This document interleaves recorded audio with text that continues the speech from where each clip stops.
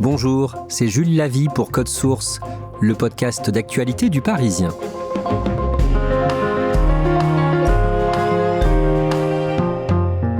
L'Empire, enquête au cœur du rap français. C'est le titre d'un livre paru chez Flammarion le 29 octobre.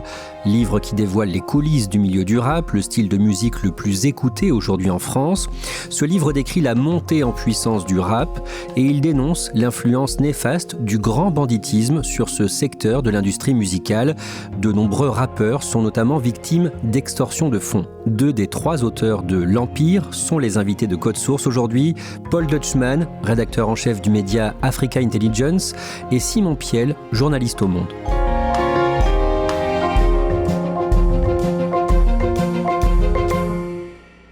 Simon Piel, d'où est venue l'idée ? Comment vous avez eu envie d'enquêter sur les coulisses du rap français ? Alors en fait, c'est né de discussions avec Paul et Johan sur le fait qu'on constatait que le rap était la musique la plus populaire de France, mais qu'il n'existait aucun livre d'enquête sur le sujet. Il y avait des livres d'historiens de la musique, mais pas de livre d'enquête au sens journalistique classique du terme. Et notre ambition, modestement, était d'essayer de tenter un peu de combler ce vide éditorial. Paul Deutschmann, en France, on dirait que beaucoup de gens ont mis des années à comprendre l'importance qu'avait pris le rap. Oui, et particulièrement au niveau de nos élites politiques, culturelles et économiques, qui a mis un certain temps à comprendre la puissance de ces acteurs, qui ont été, il faut le dire, méprisés par une partie de la frange des élites françaises. Et c'est vrai que c'était aussi un point de départ que racontait ce pouvoir, un pouvoir économique, financier. Une anecdote pour nous qui est très révélatrice aussi, c'est quand le patron de CMA-CGM, donc l'une des plus grandes fortunes françaises, sollicite un entretien avec Jul pour le sonder à son initiative sur des projets d'avenir en commun à Marseille. Donc ça raconte cette toute-puissance, ça raconte aussi comment le regard des élites a aussi changé sur les rappeurs et à quel point les rappeurs sont devenus des figures populaires incontournables. Dans votre livre, L'Empire, vous racontez comment le rap est passé de marginal à central. Et ce qui frappe d'abord, c'est qu'une partie des rappeurs ont des liens avec la criminalité organisée. Alors dans les clips de rap, dans les textes, il est souvent question de deal, de banditisme. Mais ce n'est pas que de la fiction, Paul Deutschmann. Il y a souvent, mais pas toujours, des liens entre rappeurs et banditisme. Oui, alors d'une certaine façon, ça a toujours existé. Si on prend évidemment le berceau du hip-hop américain, c'est historique. La nouveauté, c'est vrai que ce sont les sommes qui sont en jeu et qui attire une pénétration qui est assez inédite par des acteurs de la grande criminalité depuis quelques années. Il y a 2 types de liens, ça peut être des liens des fois des anciens amis, des anciens grands qui ont produit, et certains artistes rappeurs comme en France comme aux USA ne seraient pas nés et n'auraient pas existé sans ces des fois premiers producteurs qui étaient issus de la grande criminalité. Ça va aussi être des fois sur des liens plutôt liés à la sécurité, d'assurer la sécurité des artistes, donc c'est plutôt sur ces 2 schémas-là, ou producteurs ou des fois plus équipe de sécurité. Parmi les rappeurs les plus écoutés depuis 10 ans, il y a PNL. J'ai grandi dans le zoo, je suis vécu dans la jungle, pas de grand frère. Papa nous a connus tête contre tête, nous a dit je veux un amour en fer. 2 frères originaires de la cité des Tarterets à Corbeil-Essonnes, en Essonne, avant de briller sur la scène rap.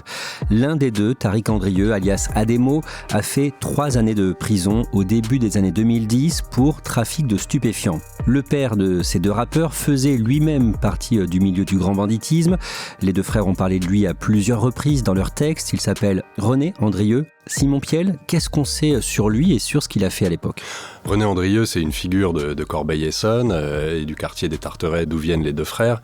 Il a été condamné par le passé pour braquage et ensuite son nom est apparu au détour de l'affaire Serge Dassault, dont l'affaire des achats de vote au moment des municipales. Serge Dassault, qui était donc cet industriel et aussi maire de Corbeil-Essonnes, était soupçonné d'acheter les voix dans les quartiers et de se servir d'intermédiaire influent dans le quartier des Tarterets pour convaincre les gens d'aller voter pour lui. Et à un moment, René Andrieux a été soupçonné de faire partie de ce système ou d'avoir profité de l'argent de Dassault d'une manière ou d'une autre. Il n'a pas été mis en cause par la justice ni condamné. Ce qui reste aujourd'hui, évidemment, c'est que c'était une figure très influente du quartier des Tarterets malgré tout. Le dernier album de PNL, intitulé 2 frères, est sorti en 2019. Et le clip de l'un de leurs morceaux, Paul Deutschmann, a été tourné dans un décor particulièrement spectaculaire. Oui, il a été tourné à la Tour Eiffel. Oh Dédé, je la passe la détail, la pécou, la viscère, tes regrets devant ton bébé. C'est la première fois qu'ils avaient une autorisation de tourner pour un clip, donc c'était une première mondiale et un clip qui a été un succès phénoménal puisque je crois que c'est un des records de YouTube en France. Et ce morceau s'appelle ODD, ça parle de quoi ? Alors ODD c'est au détail, c'est la vente au détail de cannabis et ils vont refaire un point de deal dans la Tour Eiffel. Et ils vont aussi faire des plans, alors plutôt côté banlieue, c'est-à-dire on voit que c'est en périphérie de Paris où ils regardent eux-mêmes la Tour Eiffel et on peut imaginer depuis un point de deal aussi. Ce clip, il symbolise aussi leur accession au sommet. Complètement, et je pense qu'il joue beaucoup de ça, de la périphérie et de la Tour Eiffel qui est au centre de Paris et que d'une certaine façon de reproduire un point de deal dans le bâtiment le plus emblématique de Paris raconte aussi évidemment quelque chose de leur imaginaire. Ouais. Dans votre livre, vous expliquez que PNL a changé le rapport de force entre les rappeurs et les majors, les grandes entreprises du disque. Pourquoi ? PNL, ils vont imposer ce qu'on appelle le contrat de distribution, qui n'était pas du tout la norme à l'époque. À l'époque, on était signé soit en licence ou en contrat d'artiste. Pour faire très simple, les parts artistes étaient autour de 10, maximum 20%. PNL vont vraiment eux-mêmes imposer une règle en disant nous, on prendra minimum 80%, voire 90% sur certains deals. Et ils vont se détourner assez rapidement des majors pour aller vers des petits distributeurs et pour finalement toucher bien plus que ce que touchaient leurs homologues de l'époque. Parmi les très grandes stars du rap français des 15 dernières années, il y a aussi le rappeur Jul. On avait raconté son histoire dans Code Source, histoire marquée au départ en 2014 quand il lance sa carrière par l'assassinat de son manager et producteur. Il s'appelait Karim Tir, il a été tué par balle le 12 juin 2014 à Asnières-sur-Seine dans les Hauts-de-Seine. C'est moi, c'est pas le moment, j'ai perdu un membre, je l'imagine en ange, j'ai ma sortie de l'ombre, ce mal me ronge, les souvenirs me hantent, mais je garde le bon, pour lui je remonte la pente. Il avait 30 ans. Simon Piel, est-ce qu'on sait qui l'a tué et pourquoi ? Oui, alors il y a 2 hommes qui ont été condamnés pour ces faits-là. Il se trouve que en fait l'assassinat du premier producteur de Jul est directement lié aux guerres de la drogue que se menaient certains clans à Marseille, dans les quartiers de Marseille. Donc oui, effectivement, 2 personnes ont été condamnées. Paul Deutschmann, dans les mois qui ont suivi, il y a eu un bras de fer entre Jul et les frères de Karim Tir. Oui, parce qu'après le décès de Karim, les relations vont beaucoup se dégrader entre Jul et les autres membres de la fratrie. Il va y avoir une scission qui va aller assez loin, puisque ça va presque être, à un moment donné, Jul à devoir se cacher plusieurs semaines. Et il y avait un débat autour de la propriété des 5 premiers albums de Jul, que Jul a dû abandonner au profit du label Liga One. Le label Liga One, c'était le label créé par Karim Tir et 2 de ses frères. Et donc très clairement, à cette période, Jul vit et travaille dans la peur de mourir. Il produit ses morceaux dans une planque. Est-ce que vous pouvez nous raconter ça ? Alors c'est une maison en périphérie où les fenêtres sont calfeutrées, il y a des hommes qui veillent presque jour et nuit, et puis il y a une petite cabane vraiment au fond du jardin, une cabane en bois, que Jul d'ailleurs a publié en photo, dans laquelle Jul s'enferme des nuits entières pour enregistrer notamment l'album My World, qui est son plus gros succès jusqu'à ce jour. Je fume la white widow, trop d'embrouilles donc je tiens le rideau. Personne peut comprendre à part mes amis et mes rivaux. Oh, oh. Aujourd'hui, pour assurer sa sécurité, Jul peut compter notamment sur son beau-père, le père de son demi-frère, un homme corse, Jean-Pierre Anastasio, qui a été condamné à plusieurs reprises, Simon Piel, notamment pour extorsion de fonds. Oui, Jean-Pierre Anastasio a été condamné il y a quelques années pour extorsion de fonds dans une affaire à Aix-en-Provence où il était poursuivi pour avoir racketté des établissements de nuit pour le compte d'un clan corse auquel il est soupçonné d'appartenir. Jul, il est menacé aujourd'hui ? Jul, a priori, d'après ce que nous disent nos interlocuteurs, est devenu trop populaire, trop important, trop gros pour subir des menaces directes, mais il doit, comme les autres, composer avec un environnement relativement compliqué, et le fait qu'il fasse la promotion de beaucoup de jeunes rappeurs participe certainement de cette tranquillité. Qu'une seule mif, mentalité Napoli, P38, Piaggio, Cannelloni, trop fin des yébis, j'aurais ni cassé Tokyo ni Nairobi. Hey. Dans votre livre, L'Empire, vous donnez plusieurs exemples concrets de rappeurs en lien avec le milieu ou qui sont victimes du banditisme. C'est le cas du rappeur SCH, de son vrai nom Julien Schwarzer, 32 ans, il est né à Marseille, il a grandi à Aubagne. Son père était routier, sa mère infirmière. Dans ses morceaux, dans ses clips, Paul Deutschmann, SCH utilise l'imagerie des gangsters de la mafia italienne. Oui, il a fait une trilogie Julius qui est bien connue, qui raconte justement la vie d'un mafioso italien. Lui revendique évidemment ce droit à la fiction, donc comme tous les artistes d'ailleurs, chanteurs, écrivains, ont le droit à les rappeurs. Donc lui, il dissocie vraiment à chaque fois le personnage de sa propre personne. Il dit clairement qu'il n'est pas du tout un voyou. Concrètement, du coup, à quoi ressemble ce personnage de mafieux fantasmé ? Alors c'est vraiment presque le cliché de ce qu'on pourrait imaginer d'un film sur la mafia. Il s'appelle Giulio, c'est un mafieux napolitain, donc dans le sud de l'Italie, avec tout l'imaginaire que ça peut comporter. Et d'ailleurs, il s'inspire de grandes trilogies cinématographiques, notamment comme Le Parrain.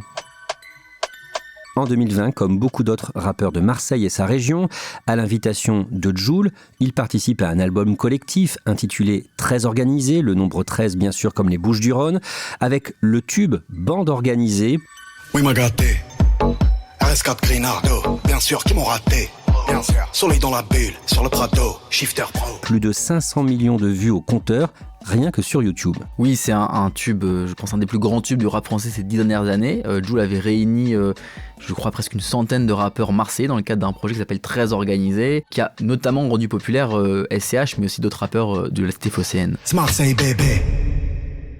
La popularité de SCH bondit donc avec Bande organisée, et ce succès va tout changer pour lui. Oui, alors lui, il le confie directement aux enquêteurs, il évoque un après Bande organisée où il devient très connu, très célèbre, et donc on projette sur lui évidemment une réussite financière que lui décrit comme totalement en adéquation avec la réalité, et donc il va faire l'objet à ce moment-là de pression compte tenu de ce succès. Simon Piel, à partir de 2020, SCH est menacé à plusieurs reprises.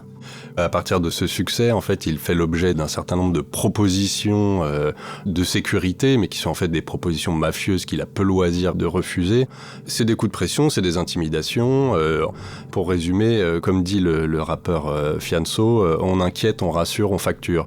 Et il y a une scène qui est assez incroyable, qui raconte lui-même aux enquêteurs, où il est amené dans un terrain désaffecté pour rencontrer un homme avec qui il s'était associé dans un studio, un homme qui est connu pour ses liens avec le banditisme marseillais, qui lui impose la présence dans ses équipes d'un jeune homme à lui pour assurer sa sécurité. Et en échange, évidemment, SCH devra payer. C'est une forme de racket ? C'est tout à fait une forme de racket dans la plus pure tradition mafieuse. Qu'est-ce qu'il fait à ce moment-là ? Est-ce qu'il cède à la pression ?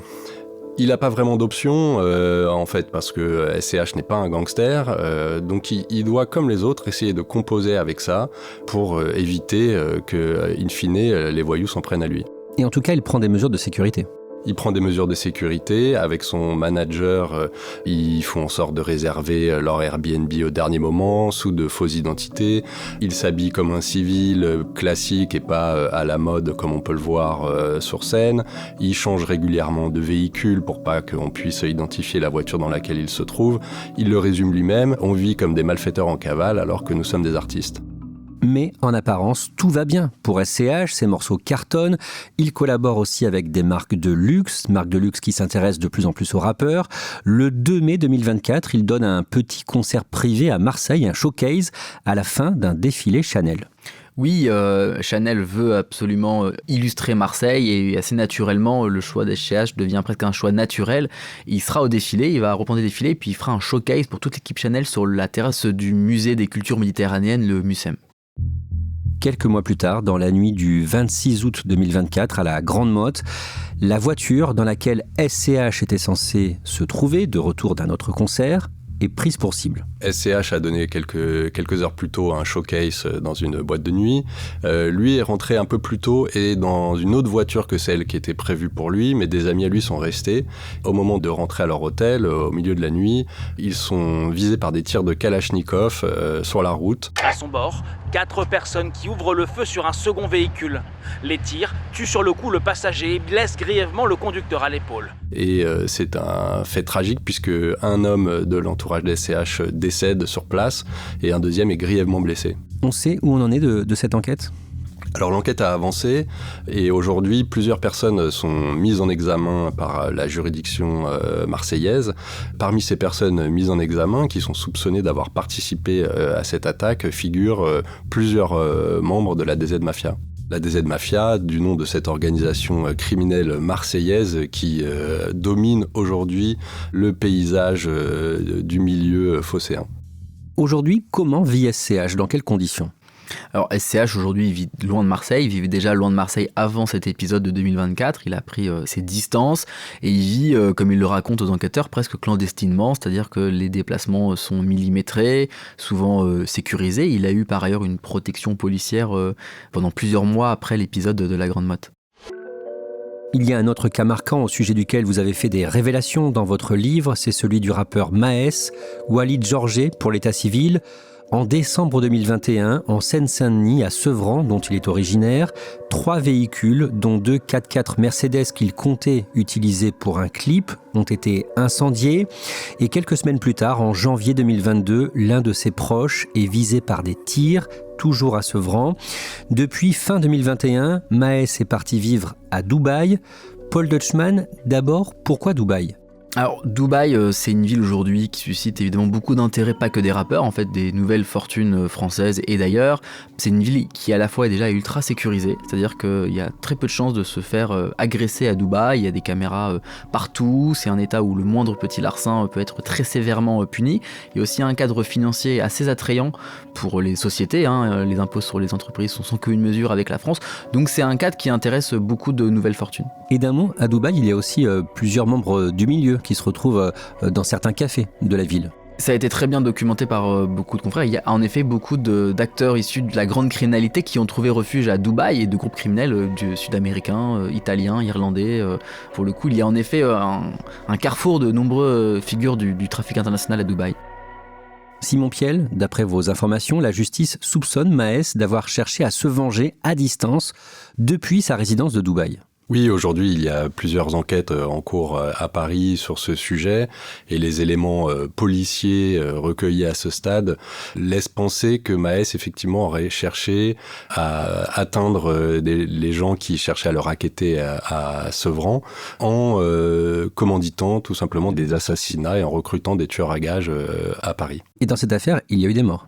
Il y a eu plusieurs règlements de compte avec des morts et l'ombre de Maes plane sur ces règlements de compte. Sur la réglisse, y'a nos têtes fichées par Interpol. Sans sur mes asiques, je me rappelle que des deux par Interpol. Maes a fait l'objet d'une notice rouge d'Interpol datée du 18 décembre 2024, un document demandant en résumé aux polices du monde entier de le localiser et de l'arrêter. Le mois suivant, le 18 janvier, une semaine après avoir fêté en famille ses 30 ans, il fuit Dubaï, il passe par la route, par le sultanat d'Oman. Là, il prend un avion privé pour l'Égypte, le Caire, d'où il redécolle pour le Maroc. Et là, à Casablanca, le 22 janvier, il est interpellé. Et il est actuellement en détention à Tanger, à l'heure qu'il est. Il n'est pas mis en examen pour les faits présumés que nous venons d'évoquer.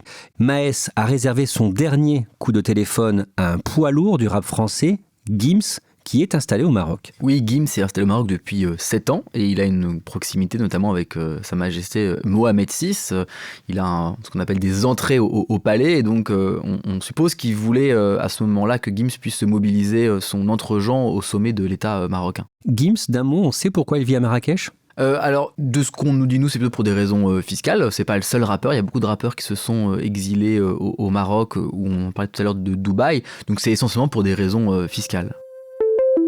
Gims est l'un des géants du rap français et en mars 2025, il a signé un contrat record avec la maison de disques Believe, un contrat de 20 millions d'euros pour la distribution de ses 40 prochains morceaux. Les montants perçus par les plus grandes stars du rap français, ils sont souvent de cet ordre-là ? Oui, alors Gims, c'est un des contrats les plus spectaculaires. En réalité, il y en a d'autres qui sont similaires, ou en tout cas dans ces ordres d'idées.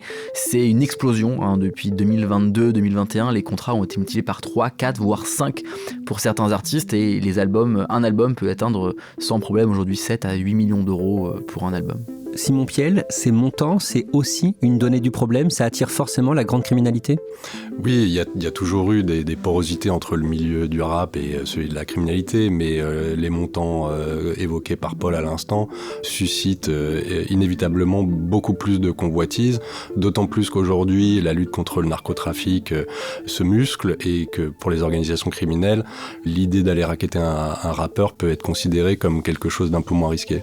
Et ce qu'on comprend en lisant votre livre, c'est que les grandes entreprises du disque comme Believe, Sony, Universal ou encore Warner signent parfois des contrats avec des petites sociétés de production qui sont en réalité, directement ou indirectement, gérés par des voyous. Oui, c'est ça. Nous, c'est ce qui nous a marqué pendant l'enquête. Effectivement, les majors, parfois, ferment les yeux sur la destination de l'argent. Et il y a des cas où, derrière les entreprises qui signaient avec les majors, se trouvaient des gens qui avaient un pied dans l'économie illégale. Il y a même parfois des cas où les hommes qui signent ces deals avec les majors sont en prison. Oui, et c'est un des points aussi de départ de l'enquête, c'est qu'il y a des salariés en fait assez rapidement de ces entreprises qui évoquent leurs inquiétudes avec des flux financiers, avec des sociétés qui pourraient être liées en effet à des figures liées au banditisme. Paul Deutschmann, à la fin de votre livre, vous vous demandez si le climat anxiogène qui règne en coulisses ne risque pas de freiner le développement du rap. Oui, c'est beaucoup d'acteurs de cette industrie, notamment des producteurs de grands labels qui évoquent ça. Ils font un parallèle avec la scène américaine qui est assez évocateur. Pour la première fois depuis 50 ans, il n'y a pas de tube de hip-hop américain dans le top 40 de Billboard monde. Et en partie pour expliquer cette asphyxie, en tout cas cette faible présentation du rap américain, on parle du gangstérisme aux States qui a été particulièrement violent pour les rappeurs. Il y a eu beaucoup de rappeurs qui se sont fait assassiner sur les 6 dernières années, beaucoup ont été aussi emprisonnés, et la guerre des gangs à Atlanta a quand même constitué des facteurs aggravants de la production, et certains font des parallèles entre cette scène américaine et cette scène française pour expliquer aujourd'hui peut-être une certaine forme de ralentissement dans le processus créatif pour certains artistes, et que certains labels aujourd'hui nous confient qu'ils ne veulent plus signer d'artistes dans une ville comme Marseille par exemple. Merci Paul Deutschmann, Simon Piel. Je rappelle le titre du livre que vous signez avec un troisième journaliste, Johan Tillwin, L'Empire, enquête au cœur du rap français. C'est publié chez Flammarion. Cet épisode de Code Source a été produit par Anaïs Godard et Clara Garnier-Amouroux. Réalisation, Théo Albaric. Code Source est le podcast quotidien d'actualité du Parisien. N'oubliez pas Crime Story, notre podcast hebdomadaire consacré aux affaires criminelles. Crime Story présenté par Claudia Prolongeau, avec Damien Delsoni, le chef du service police-justice du Parisien.